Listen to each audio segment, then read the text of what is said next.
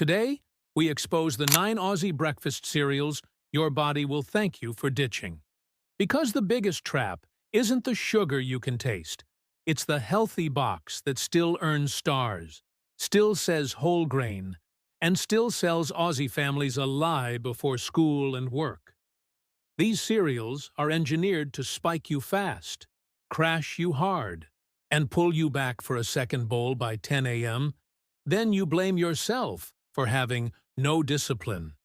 If you've felt hungrier after breakfast, foggy, irritable, or weirdly snacky all morning, there's a reason, and it's not willpower.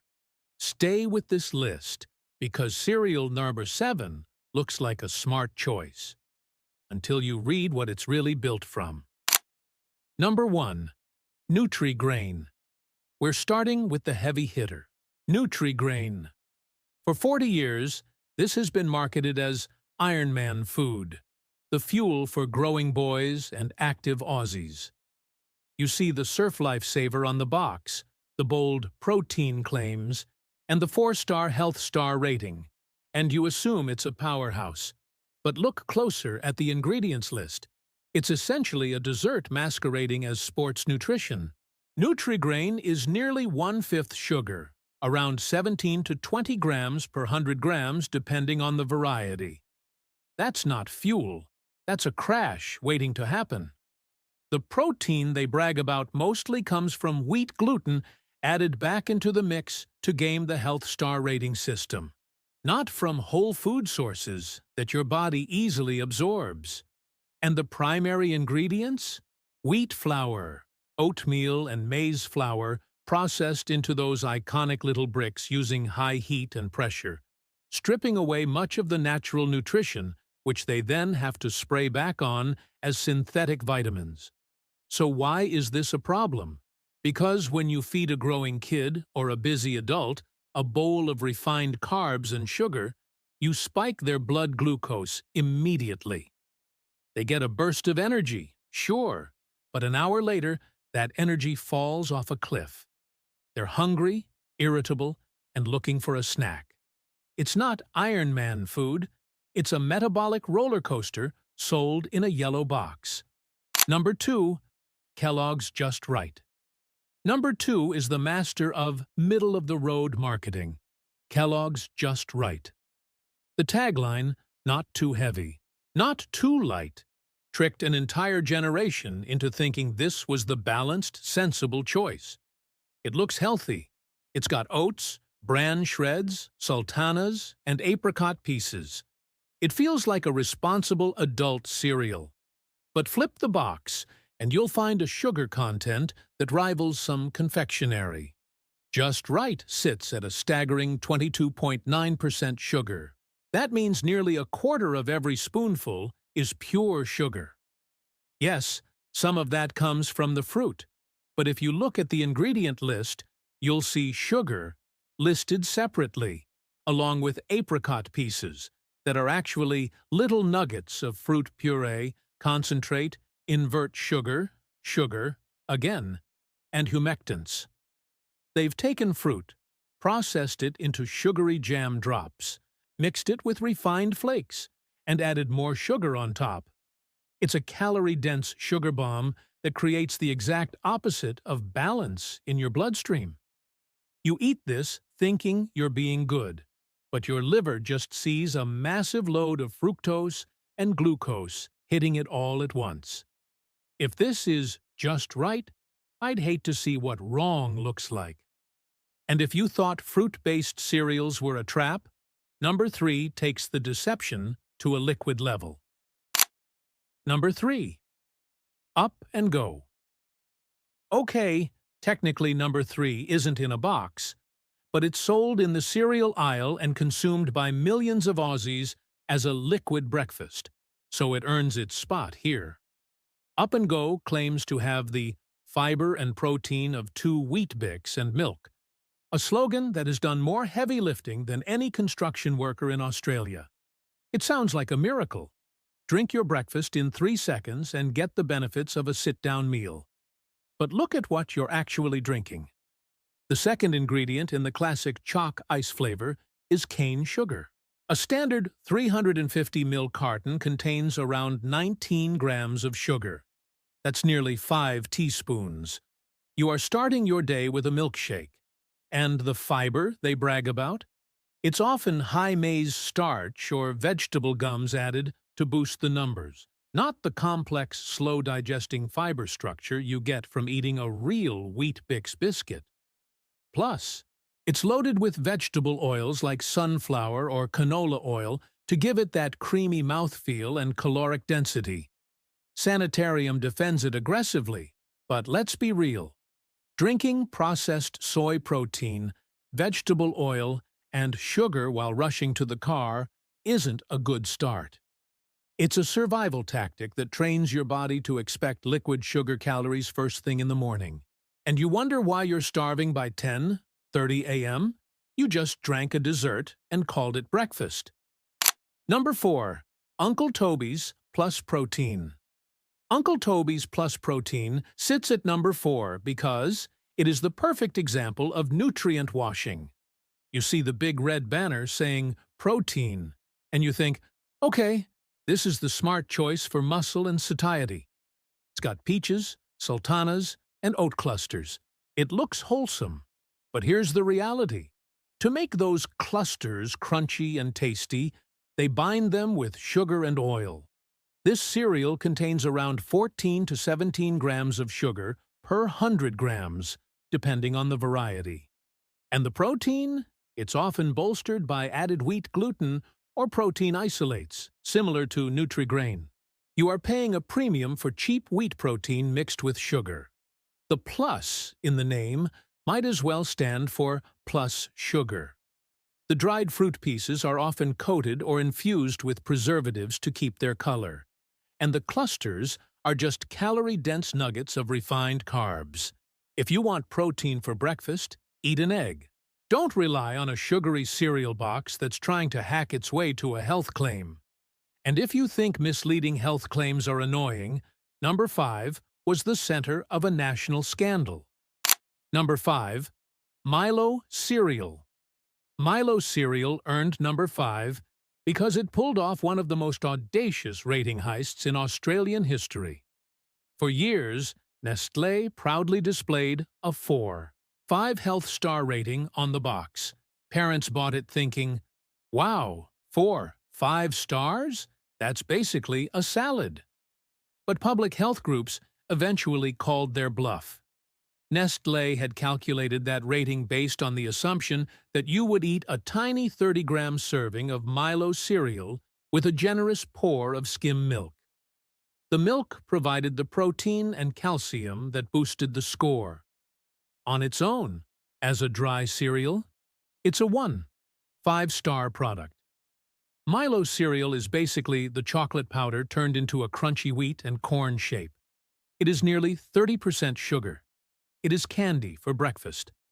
After the outcry, Nestlé removed the 4.5 stars, but the product remains the same. It's a sugary, chocolatey treat that belongs in the dessert bowl, not the breakfast bowl. Yet, you'll still find it marketed heavily to kids with sports imagery, continuing the myth that Milo equals energy. It does equal energy, the kind that makes your kid bounce off the walls for 30 minutes before melting down. Number 6. Sultana Bran. Number 6 hurts because Sultana Bran is the hill many Aussies are willing to die on. It's the healthy cereal we force ourselves to eat because of the fiber. It keeps you regular, they say. And yes, it is high in fiber, but it is also incredibly high in sugar. We're talking roughly 14 to 16 grams of sugar per serving, and nearly 30 grams per 100 grams. But it's natural fruit sugar, you argue. To your liver, sugar is sugar. Whether it comes from a dried sultana or a cane stalk, it triggers an insulin response. And dried fruit is essentially nature's candy, dense, concentrated sugar with the water removed. But it's not just the sultanas. The bran flakes themselves often contain added sugar and malt extract to make them palatable. If you ate plain bran flakes and a handful of fresh grapes, you'd be getting more volume, more water, and less sugar impact.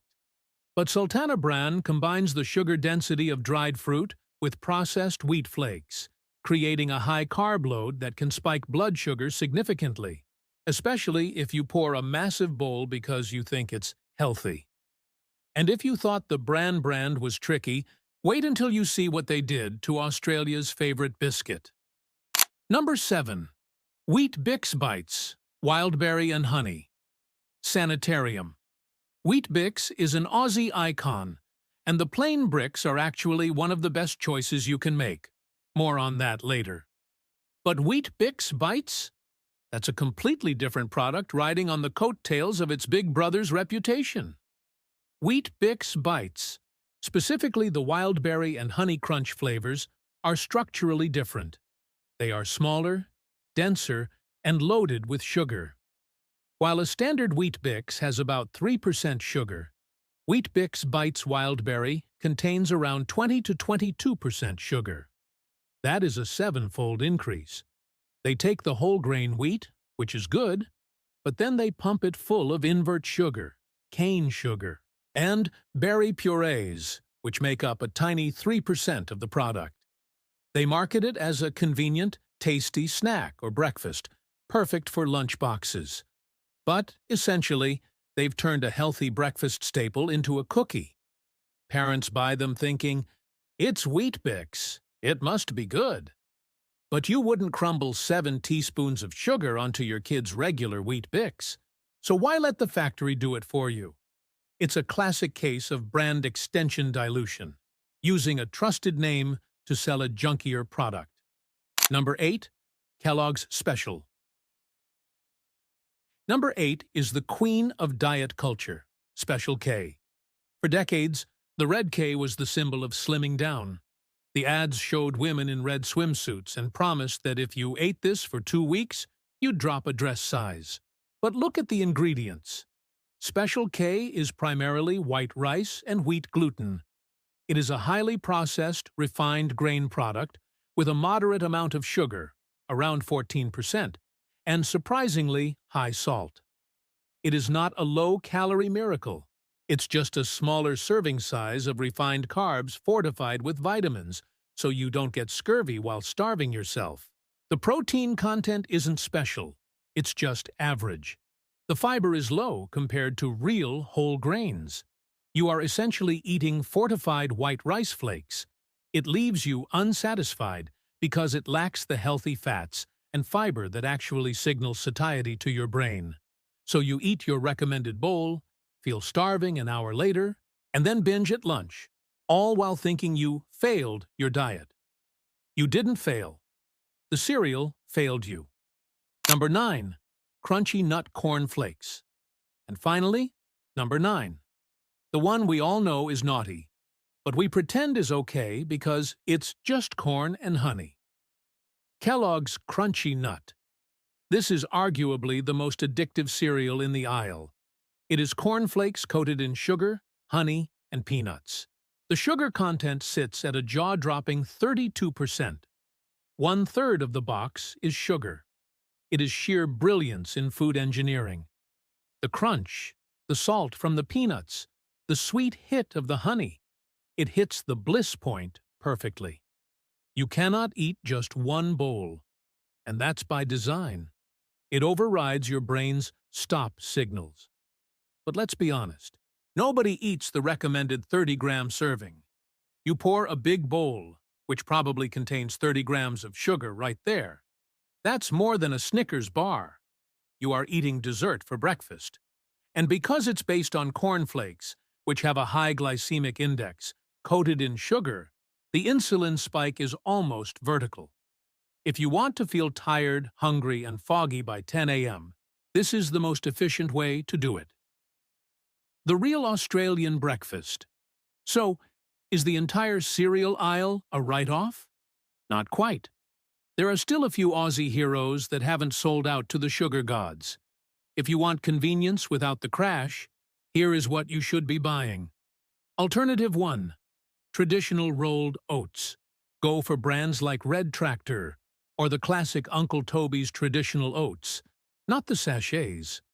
This is one ingredient, 100% whole grain oats. No sugar, no oil, no preservatives. You control the sweetness. Add a handful of fresh berries, a sprinkle of cinnamon, or a drizzle of honey yourself.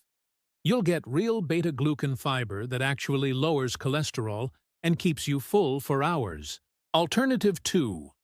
Plain Weet-Bix. The original blue box is still a champion.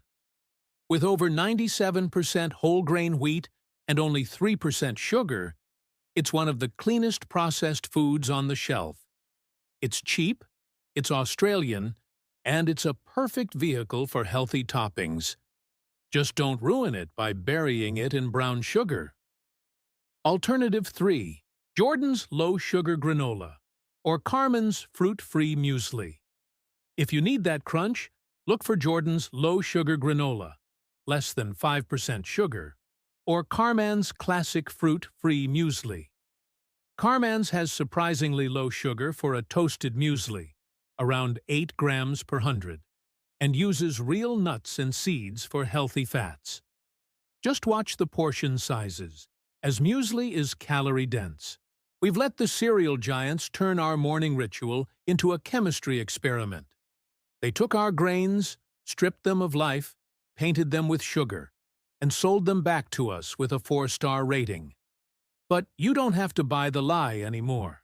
Next time you're in Woolies or Coles, ignore the front of the box. Ignore the athletes, the red ticks, and the good source of fiber claims. Turn it over. Look at the ingredients. If sugar is in the top 3, put it back. Your energy, your focus, and your gut will thank you. If this video made you rethink your morning bowl, hit that like button and subscribe. We are going aisle by aisle to protect your plate. And drop a comment below. Which healthy cereal were you most shocked to see on this list? I'll be reading your answers. Protect your health, Australia.